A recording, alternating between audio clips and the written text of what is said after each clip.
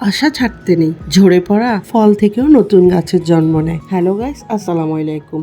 কয়েক টুকরো মাংস দিয়ে যে এত সুন্দর একটা ভর্তার রেসিপি বানানো যায় তা কিন্তু আমরা না বানালে বুঝতেই পারতাম না।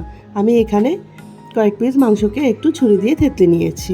দিয়ে দিলাম পেঁয়াজ কুচি, কাঁচামরিচ, শুকনো মরিচ, রসুন, গোটা রসুন,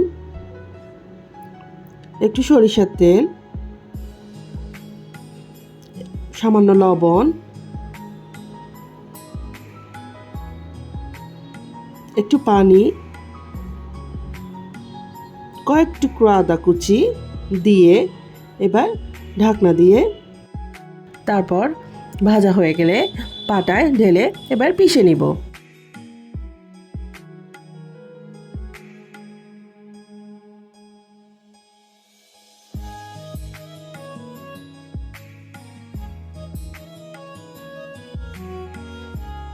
এই যে আমার ভর্তা রেডি, পাটায় পিষে নিয়েছি। দেখেন, এখন গোল গোল করে রেখে পাটায় 1 চামচ ভাত মেখে ভর্তার সাথে এই ভাতটাকে একটু মিশিয়ে নিব। কে কে পছন্দ করেন বলেন তো এভাবে ভাত খেতে? আমি তো ভীষণ পছন্দ করি। তো রেডি হয়ে গেল আমার মাংসের ভর্তা। তো আমার ভিডিওটি যদি আপনাদের ভালো লেগে থাকে তাহলে লাইক, কমেন্ট ও শেয়ার করতে ভুলবেন না। আল্লাহ হাফেজ।